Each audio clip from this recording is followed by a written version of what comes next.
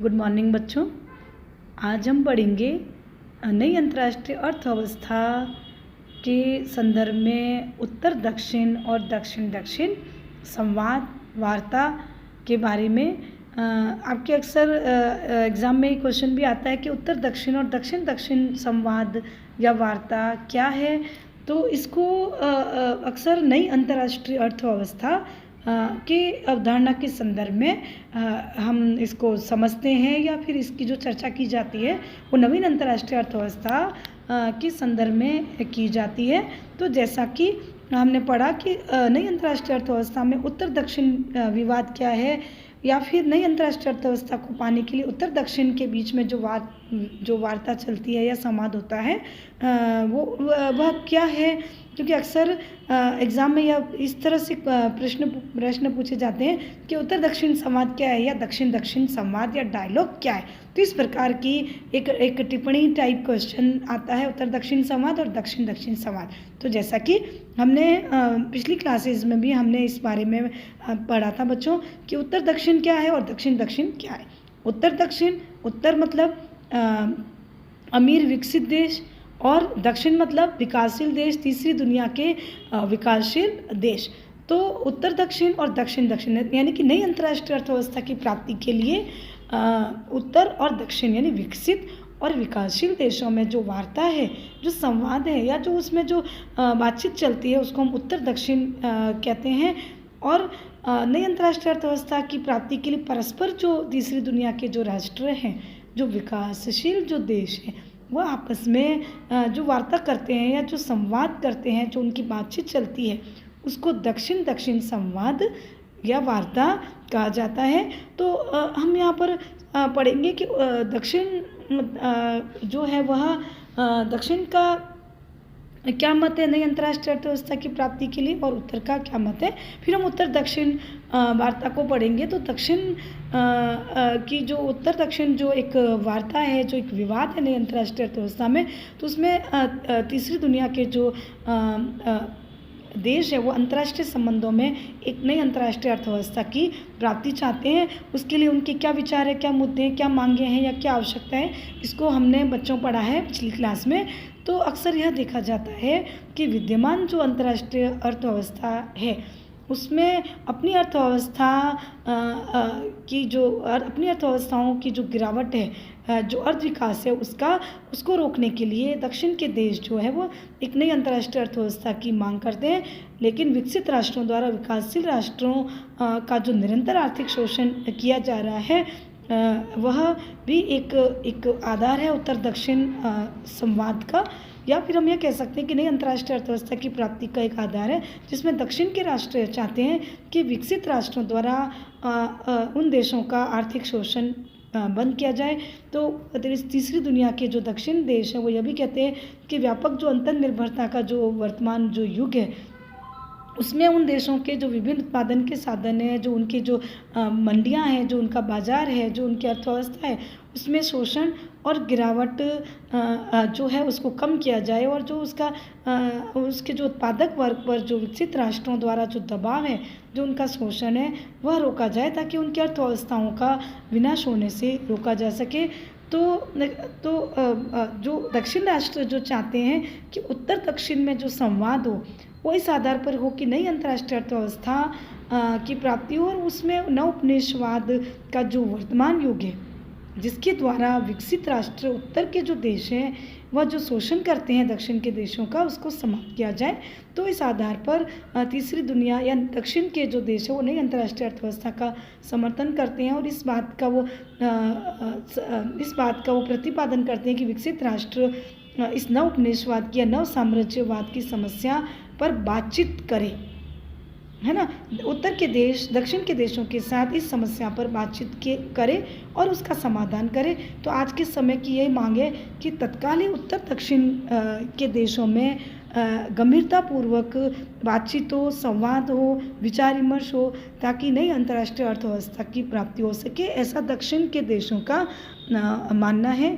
तो अक्सर दक्षिण के देश यह भी तर्क देते हैं कि वर्तमान समय में न तो संयुक्त राष्ट्र संघ में न संयुक्त राष्ट्र संघ की जो विद्यमान अंतर्राष्ट्रीय जो आर्थिक संस्थाएं हैं उसकी आर्थिक संरचना में कोई भी उसकी संरचनाओं में कोई परिवर्तन नहीं आया है जिससे कि दक्षिण के देशों की उसमें भागीदारी हो।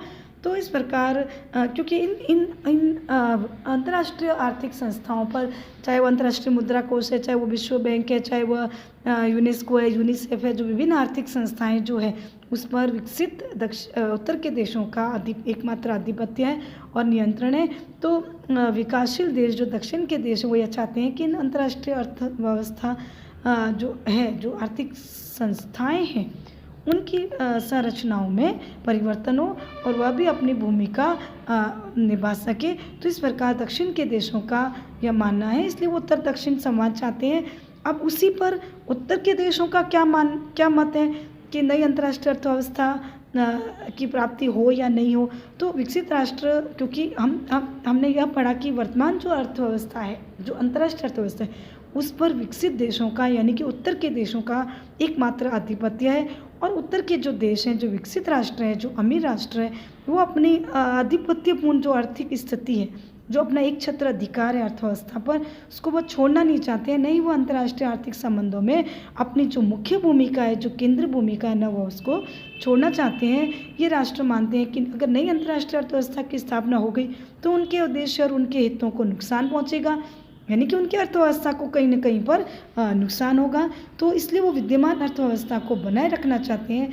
तो विकसित राष्ट्र चाहते हैं कि विद्यमान अर्थव्यवस्था में उन राष्ट्रों की अर्थव्यवस्था और उनकी आर्थिक नीतियाँ यथास्थिति में रहे और उस पर उनका नियंत्रण बना रहे। जो संयुक्त राष्ट्र संघ और विश्व की जो विभिन्न आर्थिक संस्थाएं हैं, उन संस्थाओं पर जो इन देशों का एकमात्र अधिकार है, इनकी जो एकमात्र भूमिका है, उसको भी ये राष्ट्र उत्तर के जो देश हैं वह छोड़ना नहीं चाहते हैं। वह इस बात का तर्क देते हैं कि वर्तमान जो आर्थिक संस्थाएं हैं उसमें ये जो उत्तर के जो देश हैं उसमें वो सक्षम है और तीसरी दुनिया के देशों को यह इसमें प्रतिनिधित्व नहीं देना चाहते हैं। इसलिए ये उत्तर के देश जो है वो उस पर उत्तर दक्षिण वार्ता में भाग लेना नहीं चाहते हैं। यानी कि कुल मिलाकर उत्तर के जो देश हैं वो उत्तर दक्षिण वार्ता में भाग लेने में कोई दिलचस्पी नहीं रखते हैं, ताकि एक नई अंतर्राष्ट्रीय अर्थव्यवस्था की मांग हो।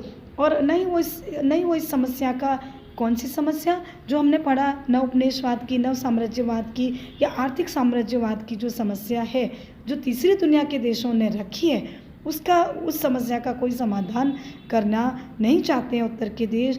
ये देश तीसरी दुनिया के राष्ट्रों पर, दक्षिण के राष्ट्रों पर जो पिछड़े हुए हैं, जो विकासशील हैं, उन पर अपने नव उपनिवेशवाद को या अपने आर्थिक साम्राज्यवाद को बनाए रखना चाहते हैं। तो इस आधार पर निष्कर्ष बच्चों यही निकलता है कि ये राष्ट्र जो उत्तर के देश हैं वो उत्तर दक्षिण संवाद में दिलचस्पी नहीं रखते हैं, क्योंकि वे नहीं चाहते कि एक नई अंतर्राष्ट्रीय अर्थव्यवस्था की स्थापना हो, क्योंकि वे नई अंतर्राष्ट्रीय अर्थव्यवस्था को अपने पक्ष में नहीं मानते हैं। तो इस प्रकार हम देखें कि तीसरा जो मत है वो यह कि नई अंतर्राष्ट्रीय अर्थव्यवस्था पर उत्तर दक्षिण में क्या संवाद हो या उन देशों में क्या बातचीत हो। तो उत्तर बनाम दक्षिण जो संवाद है कि एक और हम देखते हैं कि विकसित राष्ट्र, दूसरी तरफ तीसरी दुनिया के विकासशील राष्ट्र, उन दोनों के दृष्टिकोणों में बहुत अंतर है, बहुत मतभेद है, विवाद है। तो इसलिए नई अंतर्राष्ट्रीय अर्थव्यवस्था का जो विषय है या जो अवधारणा है या जो उसकी प्राप्ति है वह बहुत ही विवादास्पद है, क्योंकि दोनों राष्ट्रों में, दोनों उत्तर और दक्षिण में जो विवाद है, जो मतभेद है, वह इस आधार पर है कि दोनों ही विकसित राष्ट्र नहीं चाहते कि नई अंतर्राष्ट्रीय अर्थव्यवस्था की स्थापना हो और दक्षिण राष्ट्र चाहते हैं कि विकसित राष्ट्र नई अंतर्राष्ट्रीय अर्थव्यवस्था में उनको प्रतिनिधित्व दे। तो इस प्रकार का विवादास्पद जो अंतर है, जो दृष्टिकोण है दोनों में, वह संभव नहीं है। नई अंतर्राष्ट्रीय अर्थव्यवस्था की स्थापना के लिए विकसित राष्ट्र चाहते हैं कि नई अंतर्राष्ट्रीय अर्थव्यवस्था की स्थापना नहीं हो और जो दक्षिण देश है वह इसकी प्राप्ति के लिए दृढ़ संकल्प है। तो हम देखते हैं कि विकासशील राष्ट्र जो भी प्रयास करते हैं उसकी वह आलोचना करते हैं तो इस प्रकार वर्तमान जो अंतर्राष्ट्रीय अर्थव्यवस्था है, जो व्यापार है, उस पर नियंत्रण बनाए रखना चाहते हैं उत्तर के देश। इसलिए उत्तर बनाम दक्षिण का जो विवाद है नई अंतर्राष्ट्रीय अर्थव्यवस्था की स्थापना के लिए, वह जो है कहीं पर भी नई अंतर्राष्ट्रीय अर्थव्यवस्था की स्थापना में मददगार नहीं है। तो उत्तर और दक्षिण वार्ता के द्वारा नई अंतर्राष्ट्रीय अर्थव्यवस्था की स्थापना के लिए जो विकसित देश है वो निरंतर विरोध करते आए हैं और निरंतर आलोचना करते आए हैं। तो तीसरी दुनिया के देशों ने आपस में, विकासशील देशों ने आपस में दक्षिण दक्षिण सहयोग के द्वारा, यानी कि अपने क्षेत्रीय सहयोग के द्वारा नई अंतर्राष्ट्रीय अर्थव्यवस्था को प्राप्त करने का प्रयास कर रहे हैं। और इसमें इन देशों ने विभिन्न क्षेत्रीय संगठन आपस में बनाए हैं ताकि अपनी अर्थव्यवस्था को ये देश सुदृढ़ कर सके। मतलब आपस में क्षेत्रीय आर्थिक सहयोग के द्वारा इन राष्ट्रों ने अपनी अर्थव्यवस्था को, अपनी आर्थिक समस्याओं को ढूंढने के प्रयास किए हैं ताकि अपनी आत्मनिर्भरता को बढ़ा सकें। और ये दक्षिण दक्षिण सहयोग और विकास की जो क्षेत्रीय सहयोग है, यह एक प्रकार से इन देशों में अपने आर्थिक सहयोग को बढ़ाते हैं। लेकिन इन देशों की जो निर्धनता है, इनका जो पिछड़ापन है, वह थोड़ा सा कहीं ना कहीं पर वो इनके मार्ग में बाधक है। तो इन देशों की गरीबी को, निर्धनता को दूर करने के लिए, विकास के लिए कुछ इनको विदेशी सहायता की, कुछ साधनों की या कुछ तकनीकी ज्ञान की जो आवश्यकता है, वो केवल विकसित देश ही उसकी पूर्ति कर सकते हैं। इसलिए ये देश चाहते हैं कि विकसित राष्ट्र उनकी मदद करें। तो यहाँ पर दक्षिण दक्षिण सहयोग तभी सफल होगा जब विकसित राष्ट्र उसमें भागीदारी निभाएं। तो इस प्रकार हम देखते हैं कि लेकिन विकसित राष्ट्र जो है इन देशों की सहायता करने के स्थान पर वह उन पर विभिन्न प्रकार के प्रतिबंध और विभिन्न प्रकार के बंधन लगा देते हैं। और ये विकसित राष्ट्र निरंतर संरक्षणवाद की नीतियाँ अपनाकर इन दक्षिण देशों के आर्थिक विकास में बाधा खड़ी करते हैं। तो इस प्रकार हम देखते हैं कि नई अंतर्राष्ट्रीय अर्थव्यवस्था जो है वो वर्तमान पक्षपातपूर्ण, भेदभावपूर्ण, अनुचित अंतर्राष्ट्रीय अर्थव्यवस्था का एक विकल्प है। लेकिन वह विकल्प हमें कहीं पर भी पूरा होते हुए दिखाई नहीं देता है, क्योंकि विकसित राष्ट्र इसमें जरा भी दिलचस्पी नहीं रखते हैं। यहाँ उनके स्वार्थ हावी होते हैं। विकसित राष्ट्र अपने स्वार्थों को पूरा करना चाहते हैं, इसलिए वो विकासशील देशों पर, गरीब देशों पर जो है एक प्रकार से अपनी शक्ति का एक वर्चस्व स्थापित करते हैं और उत्तर दक्षिण वार्ता को हतोत्साहित करते हैं। और साथ ही वह नव उपनिवेशवाद या आर्थिक साम्राज्यवाद को जारी रखना चाहते हैं ताकि अर्थव्यवस्था पर उनका जो एकमात्र जो वर्चस्व है वह बना रहे। तो यही निष्कर्षतः हम बच्चों यही कह सकते हैं कि नई अंतर्राष्ट्रीय अर्थव्यवस्था पर उत्तर दक्षिण का जो विवाद है या उनका जो वार्ता है, वो आने वाले समय में हम देखेंगे कि उसमें कहीं पर भी कोई सुधार होता हुआ दिखाई नहीं देता है। उसमें विभिन्न समस्याएं हैं, विभिन्न विवाद है, विभिन्न कठिनाइयां हैं जो कि नई अंतर्राष्ट्रीय अर्थव्यवस्था की प्राप्ति में बाधक है।